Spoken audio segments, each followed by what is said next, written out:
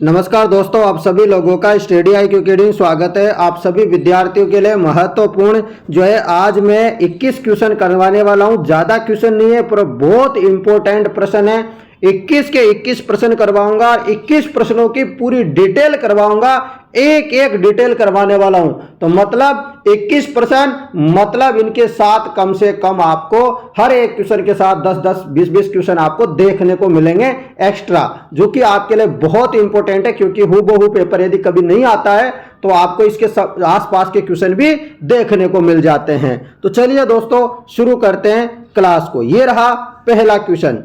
निम्नलिखित में से कौन जो है हल्दी घाटी के युद्ध में महाराणा प्रताप की तरफ से युद्ध में शामिल हुआ था। यानी कि क्वेश्चन ऐसा पूछा जा रहा है कि महाराणा प्रताप की तरफ से युद्ध में कौन कौन लड़ा था हल्दी घाटी में। उनमें से आपको इन चार में से एक का नाम बताना है। तो आपको बताया हकीम खां सूरी, ये कौन थे? महाराणा प्रताप के साथ में थे। अब कुछ बातें हैं हल्दी घाटी युद्ध के बारे में, जो तथ्य हैं वो मैं बता देता हूं दोस्तों। इसके उपनाम बताए थे तीन अलग अलग लोगों ने, तीन अलग अलग नाम हल्दी घाटी के। जैसे कर्नल टोड ने क्या कहा हल्दी घाटी के युद्ध को? तो मेवाड़ की थर्मोपली कहा था। किसने? कर्नल टोड ने। अबुल फजल ने क्या कहा? तो अबुल फजल ने कहा था खमनोर का युद्ध। क्या कहा था? खमनोर का युद्ध कहा था। दूसरी बात याद रखना, गोगुंदा का युद्ध किसने कहा था मित्रों? तो गोगुंदा का युद्ध कहा था बदायूनी ने। बदायूनी ने क्या कहा था? गोगुंदा का युद्ध कहा था बदायूनी ने। तो ये भी आपको याद रखना है। दूसरी बात ये पूछी जाती है कि जो हल्दी घाटी का युद्ध हुआ था उसमें आंखों देखा विस्तार किसने किया था, वर्णन किसने किया था? मतलब आंखों से किस कवि, मतलब किस राइटर ने देखा था ये युद्ध होता हुआ? तो ये देखा था बदायूनी ने। तो ये भी आप याद रख सकते हो। उसके अलावा हकीम खां सूरी थे कौन? हकीम खां सूरी थे कौन? तो हकीम खां सूरी जो है महाराणा प्रताप के जो है पठान सेना नायक थे, हरावल के। किसके? हरावल सेना के। उसके अलावा आपको याद रखना है कि जो अकबर की तरफ से जो सेना लड़ने आई थी, मुगलों की तरफ से जो सेना लड़ने आई थी, उसके सेना नायक थे मान सिंह कछवा, जो जयपुर के राजा थे। किसकी तरफ से लड़ रहे थे? ये लड़ रहे थे अकबर की तरफ से। किससे लड़ रहे थे? महाराणा प्रताप से। ठीक है ना, ये आपको याद रखना है। अगली बात याद रखनी है आपको, प्रताप की सेना का जनरल कौन था? स्वयं महाराणा प्रताप थे। और आपको याद रखनी है अन्य सेना नायक कौन कौन थे? तो आपको ये भी याद रखना है महाराणा प्रताप के साथ अन्य सेना नायक थे रामसाद तोमर, जो ग्वालियर के थे, भीम सिंह डोडिया थे, बीदा झाला थे सादड़ी के, रावत कृष्णदास चुड़ावत थे। उसके अलावा रावत बेत सिंह थे और पूंजाजी भील थे। और अकबर की सेना में कौन था दोस्तों? जनरल सेना का आसफ खान था। और अन्य सेना नायक कौन कौन थे अकबर की सेना में? तो जगन्नाथ कछवा, माधो सिंह कछवा, राव लूणकरण, बहलोत खान, जगमाल, ये सब थे। और हाथी कौन कौन थे? तो मान सिंह का हाथी था यहाँ पर मर्दाना, अकबर का हाथी था हवाई, प्रताप जी का हाथी था लूणा और राम प्रसाद। और अन्य हाथी भी थे कुछ कुछ। यहाँ पर बहुत बार क्वेश्चन आ रखा है कि कौन कौन से हाथी थे? तो गजमुख, गजराज, समादर, ये हाथी थे। युद्ध कब हुआ था? 18 जून 1576 को। ये क्वेश्चन बहुत बार आता है। जितने भी मैंने आपको पॉइंट बताए यहाँ पर, एक एक पॉइंट से क्वेश्चन आ रखा है एग्जाम में। तो ये एक एक पॉइंट बहुत इंपॉर्टेंट है। अगला प्रश्न आप लोगों के लिए ये रहा। प्रश्न बहुत अच्छा है। इधर पर्यटन स्थल दे रखा है, इधर स्थान या शहर दे रखे हैं। तो चलो बताओ, सोनी जी की नरसिया, सोनी जी की नरसियों के बारे में आपको बताना है। तो सोनी जी की नरसिया कहाँ पे है? आपको पता है अजमेर में है। अब सोनी जी की नरसिया के बारे में कुछ जानकारी बता देता हूँ कि जो सोनी जी की नरसिया है ना, वो अजमेर में है। ये अजमेर शहर के मध्य में स्थित है। आपने देखा होगा कभी गए हो तो। और ये क्या है? आकर्षित करने वाली ऊंचे शिखर एवं मान स्तंभ है। और बाहर से देखने पे ऐसे लगती है कि 2 मंजिला है, परंतु अंदर जाके देखोगे ना तो एक ही मंजिल दिखाई देता है। और ये जो ये इमारत है ये किसको समर्पित है? तो भगवान ऋषभ देव जी को समर्पित है। उसके अलावा यहाँ पर 84 खंभों की छतरी के बारे में लिखा हुआ है। तो 84 खंभों की छतरी कहाँ है? बूंदी में है। 84 खंभों की छतरी बूंदी में है। इसका निर्माण राव अनिरुद्ध सिंह की दाई देवा की स्मृति में करवाया था। अनिरुद्ध सिंह की दाई देवा की स्मृति में करवाया था। यह आपको याद रखना है। 84 खंभों की छतरी। बड़ा बाग की छतरी कहाँ है? तो बड़ा बाघ की छतरी है जैसलमेर में। तो बड़ा बाघ की छतरी जैसलमेर में, तो जैसलमेर के जो राज परिवार वगैरह के जो लोग हुआ करते थे ना, जो प्रमुख उनकी छतरी है यहाँ पर। सुनहरी कोठी कहाँ है, तो बचा एक ही ऑप्शन, तो सुनहरी कोठी है टोंक में। इसका निर्माण करवाया था दोस्तों नवाब मोहम्मद इब्राहिम अली खान ने। किसने निर्माण करवाया था सुनहरी कोठी का जो टोंक में? नवाब मोहम्मद इब्राहिम अली खान ने। तो ये आपको याद रखना है, तो ऑप्शन नंबर बी सही होगा। अगला प्रश्न आप लोगों के लिए यहां पर ये रहा दोस्तों, अच्छा सा क्वेश्चन है। चलो आगे दे रखा है दुर्ग, इधर साइड में दुर्ग दे रखे हैं, और आगे दे रखा है अलाउद्दीन खिलजी के आक्रमण के समय वहां के शासक कौन थे? जो सुमेलित नहीं है वो बताना है। तो आपको पता है सभी को कि रणथंभौर के शासक कौन थे उस समय जब अलाउद्दीन खिलजी आक्रमण करने आया था?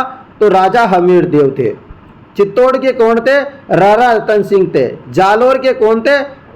कानड़ देव थे। परंतु मालदेव का संबंध तो दोस्तों सिवाना से है ही नहीं।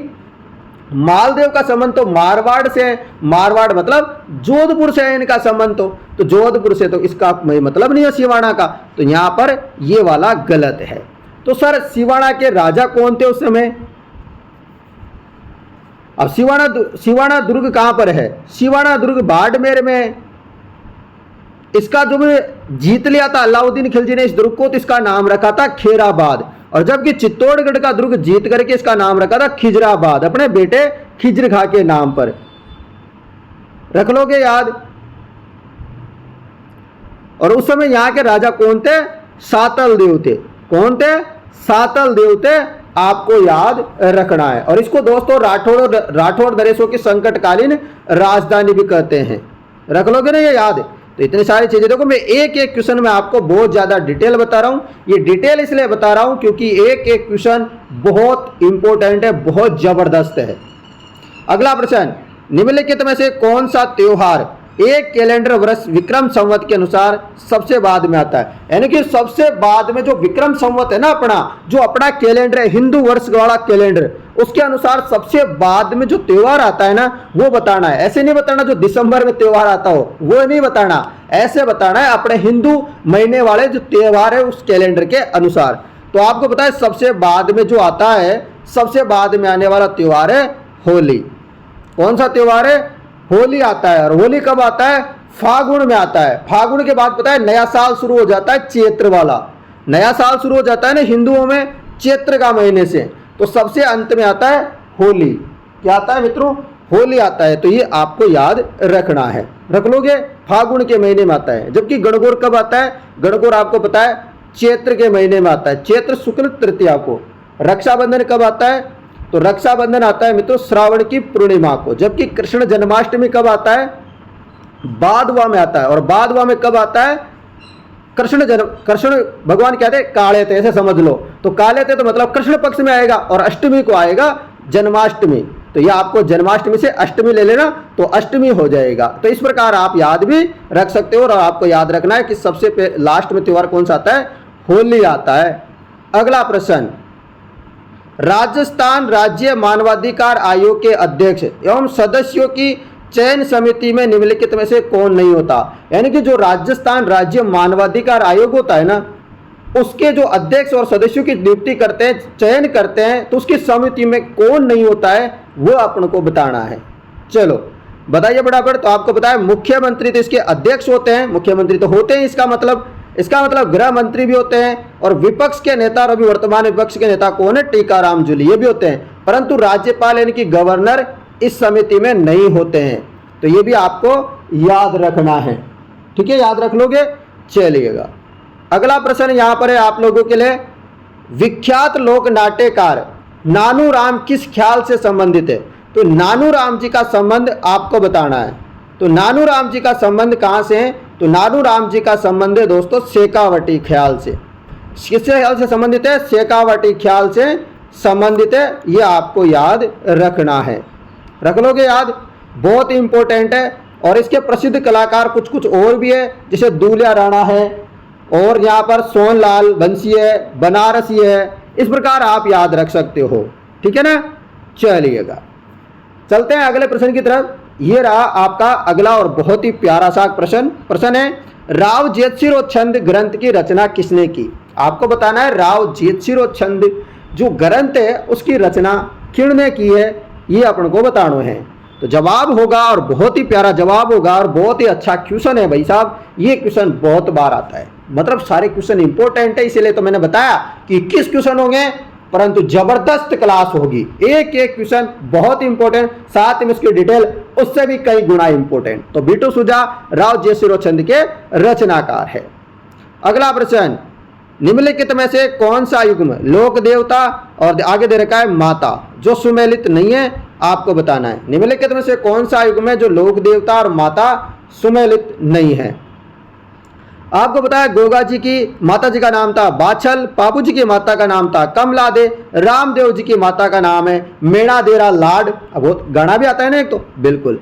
तेजा जी की जो है यहाँ पर राम प्यारी नहीं होगा, तेजा जी की माता जी का नाम राम प्यारी नहीं है, राम कुंवरी है। माता तेजा जी की माता जी का नाम है राम कुंवरी, ना कि राम प्यारी। ठीक है, रख लोगे याद। चलो, प्रश्न बहुत ही गजब का, वो शानदार है। चलो, ये रहा प्रश्न। एक साइड पे दे रखा है संप्रदाय, एक तरफ दे रखा है गद्दी यानी कि स्थल।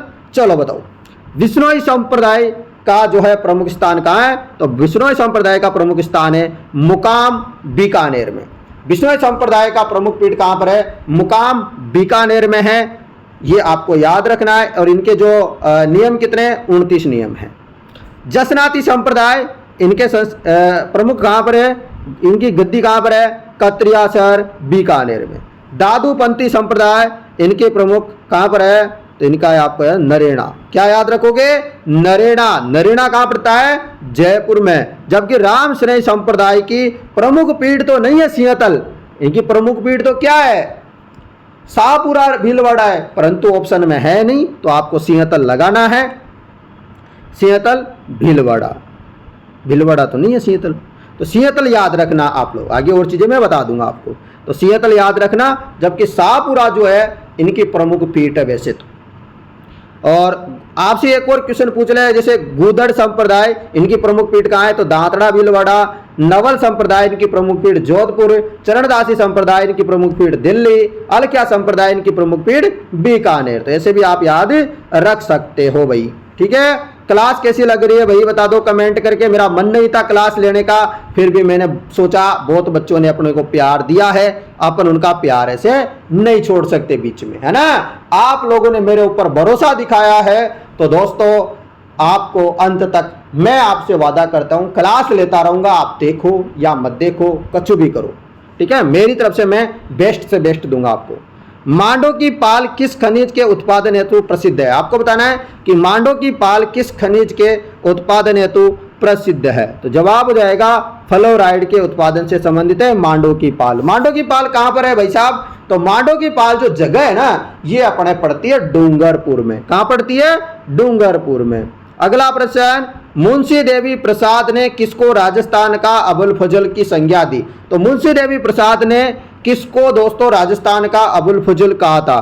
तो ये कहा था मुणौत नैणसी को। किसको कहा था? मुणौत नैणसी को कहा था। जबकि दोस्तों आपको याद रखना है, मुंशी देवी प्रसाद जी नहीं दोस्तों, बीकानेर के एक महाराजा हुआ करते थे राय सिंह। तो राय सिंह को क्या कहा था? राजस्थान का कर्ण। क्या कहा था? राजस्थान का कर्ण राय सिंह को। राय सिंह को राजस्थान का कर्ण। और आपको पता है लूण कर्ण को भी कलयुग का कर्ण कहते हैं। अगला प्रश्न आप लोगों के लिए ये रहा, राजस्थान के किस भाग में मिश्रित पतझड़ वाले वन पाए जाते हैं? मिश्रित पतझड़ वाले वन पाए जाते हैं उदयपुर, चित्तौड़, सिरोही और बूंदी। यहाँ पर मिश्रित पतझड़ वाले वन पाए जाते हैं उदयपुर, चित्तौड़, सिरोही, बूंदी में। अगला प्रश्न, किस चित्रकला शैली में पशु पक्षियों की बहुतायता देखने को मिलती है? आपको पता है पशु पक्षी कहां पर मिलते हैं? ऐसे याद रखो कि कोटा में क्या करते हैं, मतलब ऐसे याद रखो कि बूंदी में तो क्या है, बहुत ज्यादा पशु पक्षी है, जानवर है, बहुत कुछ है भाई साहब हमारे पास, है कि नहीं? बहुत है। कोटा वाले क्या करते हैं? वो शिकार करने में ज्यादा ध्यान देते हैं। बूंदी वाले अपने पशु पक्षी वगैरह को, जानवरों को बचाने का काम करते हैं। तो भाई साहब कैसे याद रखोगे कि बूंदी में तो क्या है, मतलब बहुत ज्यादा पशु पक्षी है और कोटा वाले निपटाने का काम करते हैं, मतलब कोटा में शिकार का दृश्य दिखाया गया है। तो दोनों को आप ऐसे मिला जुला करके याद कर सकते हो। तो बूंदी चित्रशैली सही जवाब होगा। हो गया।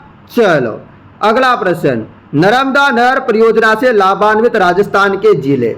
नर्मदा नहर परियोजना से लाभान्वित राजस्थान के जिले कौन से हैं? तो जवाब हो जाएगा नर्मदा से लाभान्वित जिले हैं, 2 जिले हैं, जालोर और बाड़मेर। कौन सा मेर? बाड़मेर। ठीक है। चलो, और ड्रिप, यहां पर जो सिंचाई होती है ना, बूंद बूंद वाली होती है या छिड़काव वाली होती है, 2 ही तरीके से होती है। अगला प्रश्न आप लोगों के लिए, राजस्थान की रुंडित सरिता किस नदी को कहा जाता है? राजस्थान की रुंडित सरिता नदी कहते हैं बाणगंगा। और ये बाणगंगा वही नदी है जो जयपुर से निकलती है और यमुना में जाके विलित हो जाती है। उससे पहले होने लग गई, आजकल तो लुप्त होती है ना। अगला प्रश्न, लोक नाट्य रूप रम्मत किस क्षेत्र से संबंधित है? तो रम्मत का संबंध किड से है भाई साहब। रम्मत लोक नाट्य का संबंध कहां से है? बीकानेर से हैं। इनका संबंध कहां से? रम्मत लोक नाट्य का बीकानेर से, नेरी नेर बीकानेर से इनका संबंध है। अगला प्रश्न, राजस्थान के किस भाग में शुष्क खेती प्रचलित है? तो राजस्थान के किन्नरे भाग में शुष्क खेती प्रचलित है। बताइए। तो जवाब हो जाएगा पश्चिमी भाग में। तो राजस्थान के किस भाग में शुष्क खेती प्रचलित है? पश्चिमी भाग में। ठीक है, आपको याद रखना है। अगला प्रश्न है आपके लिए, ये रहा, निम्नलिखित में से कौन सा युग्म या वाद्य यंत्र या प्रकार सुमेलित नहीं है? कौन सा वाद्य यंत्र प्रकार जो है सुमेलित नहीं है, आपको बताना। आपको बताया बपंग किस प्रकार का वाद्य यंत्र है? तत्वाद्य यंत्र है। ताशा किस प्रकार का वाद्य यंत्र है? अवनद प्रकार का। सिंगी किस प्रकार का वाद्य यंत्र है? सुशिर प्रकार का। यहाँ पर दोस्तों ये गलत है, नड़ घन वाद्य यंत्र कतई नहीं होता। नड़ क्या होता है? नड़ तो होता है सुशिर। किस टाइप का? सुशिर वाद्य यंत्र होता है नड़। तो याद रख लोगे तो ये आपको याद रखना है। सुशिर वाद्य यंत्र में और भी आते हैं, जैसे अलगोजा, बहुत बार क्वेश्चन आता है, पुंगी, मशक, बांकिया, भुंगल, मोरचंग, नड़, करना, करणी, नागफणी, सुकाई, सहनाई, संग, ये सब आपको याद रखना है। ये सुशिर वाद्य यंत्र है। चलो अगला प्रश्न, निम्नलिखित संतों में से किसने अपने लेखन में मेवाती बोलियों का प्रयोग नहीं किया? यानी कि ऐसे संत के बारे में अपन को बताना है जिन्होंने मेवाती बोली का प्रयोग नहीं किया। आपको पता है सहजोबाई, दयाबाई, इन्होंने तो प्रयोग किया था, जम करके किया था। किसने? सहजोबाई, दयाबाई ने किया था। चरणदास जी ने भी किया था, लाल दास ने भी किया था, परंतु सुंदर दास जी ने नहीं किया था। इन्होंने किस भाषा का प्रयोग किया था? ढूंढाड़ी भाषा, जो जयपुर के आसपास में बोली जाती है, उस भाषा का प्रयोग किया था सुंदर दास जी ने। तो अगला प्रश्न और बहुत ही प्यारा और बहुत ही गजब का प्रश्न, ऐसा हम मानते हैं, चलो आपको भी बता दें। प्रश्न है, निम्नलिखित में से कौन मराठा आक्रमण के खिलाफ हुर्डा सम्मेलन में जुड़े थे? तो हुर्डा सम्मेलन में एक कौन कौन हुए थे? तो देखो महाराणा जगत सिंह सेकंड भी हुए थे, सवाई जय सिंह भी हुए थे, ये तो नहीं हुए थे। महाराणा अभय सिंह भी होते, यानी कि अ ब और द वाला सही है। कौन से में है? देखो ये रहा। ठीक है, चलो उसके अलावा और भी शामिल हुए थे, उनका नाम मैं बता देता हूं, ये तो अपन को याद रखना है, ये तो हुए थे। उसके अलावा आपको याद रखना है इसकी अध्यक्षता किसने की थी? तो अध्यक्षता की थी दोस्तों जगत सिंह सेकंड ने। अब जगत सिंह सेकंड क्यों करता है यहां पर अध्यक्षता? वैसे तो आपको बता दूं, सबसे पहले जो अध्यक्षता की थी ना, वो जगत सिंह सेकंड के पिता थे संग्राम सिंह सेकंड, उन्होंने की थी। परंतु अंत में उनकी क्या हो जाती है? मृत्यु हो जाती है। तो मृत्यु होने के कारण संग्राम सिंह जी की मृत्यु हो जाती है, तो फिर उनके जगह दोस्तों जगत सिंह सेकंड लेते हैं। ये इन्होंने अध्यक्षता की थी। और शासक कौन कौन आए थे? तो शासक आए थे, जोधपुर के शासक थे अभय सिंह थे, और नागौर के शासक थे भक्त सिंह, बीकानेर के शासक थे जोरावर सिंह, और बूंदी के शासक थे दलील सिंह हाडा, कोटा के थे शत्रुसाल हाडा, जयपुर के सवाई जय सिंह थे, और मेवाड़ के जगत सिंह सेकंड थे। और उसके अलावा आपको इस प्रकार याद रख लेना है। रख लोगे? कैसा लग रहा है प्रश्न? बताओ कमेंट करके। अगला और आज का अंतिम प्रश्न, उसके बाद जिनको टेस्ट सीरीज लेनी है आप टेस्ट सीरीज ले सकते हो। मात्र 149 रुपये में टेस्ट सीरीज आप लोगों को मिल रही है। जिनको टेस्ट सीरीज लेनी है डिस्क्रिप्शन में एप्लीकेशन का लिंक है, ले सकते हो। और ये मेरा मोबाइल नंबर है 80 58 59 87 08। आप इस नंबरों पे संपर्क कर सकते हो यदि किसी को टेस्ट सीरीज लेने में कोई समस्या आती है तो। वैसे टेस्ट सीरीज लेने के लिए डिस्क्रिप्शन में एप्लीकेशन का लिंक है, आप डायरेक्ट ले सकते हो। प्रश्न की तरफ चले देखिएगा, निम्नलिखित में से कौन सा युग्म है जो आरटीडीसी के होटल के नाम और स्थान से सुमेलित नहीं है? बताओ। जो सुमेलित नहीं है उसके बारे में आपको बताना है। तो आपको पता है कजरी उदयपुर सही है, खादिम अजमेर सही है, मुंबल जैसलमेर सही है, डोला मारू जोधपुर। डोला मारू जोधपुर है क्या भाई? डोला मारू जोधपुर है क्या? डोला मारू जोधपुर कतई नहीं है। कहां पर है? बीकानेर में है। डोला मारू कहाँ है? बीकानेर में। तो दोस्तों मुझे आप कमेंट करके बता सकते हो कि हमने जो आपके लिए आज 21 प्रश्न लेके आए थे प्लस उसकी डिटेल सॉल्यूशन, ठीक है ना? तो आप लोगों को इस क्लास कैसी लगी? देखो 21 प्रश्न है और मात्र 21 मिनट लगे हैं, यानी कि 21 मिनट 21 क्वेश्चन उसकी डिटेल के साथ। ऐसे नहीं एक एक क्वेश्चन करते तो 5 मिनट में मैं 21 प्रश्नों को कंप्लीट करवा देता, पर मैं नहीं चाहता कि आपके 5 मिनट में कंप्लीट हो जाए। और आने वाले समय में मेरा बहुत बड़ी प्लानिंग चल रही है कि मैं आपको हजार क्वेश्चन की कुछ मैराथन क्लासें दे दूं, ताकि आपकी 3-4 क्लासों में पूरी राजस्थान जीके का सूपड़ा साफ हो जाए और आपके 45 में से 45 नंबर आपकी झोली में हो, आपके हाथों में हो। आपको मैं ऐसा बना के दिखा दूंगा। तो दोस्तों यदि आप लोगों को भरोसा है मेरे ऊपर, आप वीडियो को दबा के शेयर कर दो भाई, कर दोगे शेयर तो फटाफट से कर दीजिएगा। व्हाट्सएप स्टेटस लगाने में तो कतई कंजूसी वगैरह मत किया करो। धन्यवाद मित्रों, मैं मिलता हूं नई वीडियो के साथ, तब तक जय हिंद दोस्तों, जय भारत, जय जवान, जय किसान दोस्तों।